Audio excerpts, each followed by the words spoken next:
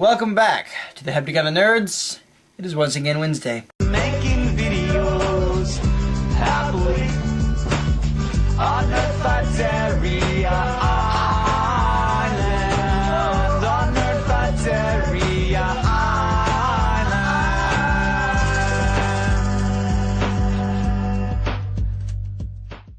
Today we're going to continue our talk about our generation, the world's current group of teenagers. Sabrina, your video last Sunday was surprisingly poignant, and I didn't expect it to get that way at all. But it did make me think about what our generation has been about, and there was a lot of truth in what you were saying. The world today seems to be a very depressed world. You always hear about people being very hidden, very reclusive, very depressed, and very sad. You hear about constant cases of bullying, and teasing, and cruelty, and the reason for that is that teenagers are very sensitive. They're right in the middle of figuring out who they're going to be. They're in the middle of the growing stage. That's why a lot of simple problems tend to blow up in our faces. Everything is a big deal, and that can be overwhelming. So many of us huddle in the corner of our room, so scared to meet the rest of the world. We are all scared, at least some way or another. Our generation has been no different from previous generations. Ask any adult and they will tell you that they have been scared before. Everyone has had these problems. It just seems to be such a relevant thing now because we are more sensitive to it. Now, it does seem that more people have cases of depression nowadays. Why is that? It is my theory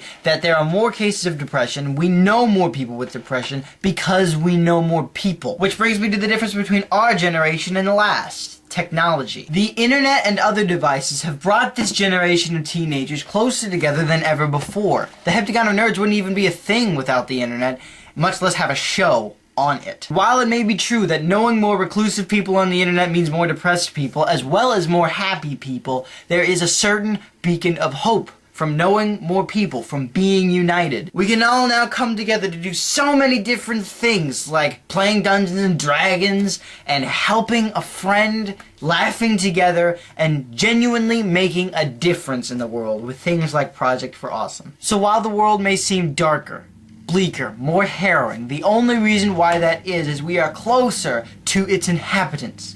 Closer to the people we care about the most. The greatest thing about the world seeming more difficult and more challenging now is because we have more people to stand by, to lean on, and to support through it all. One word that describes our generation: unity.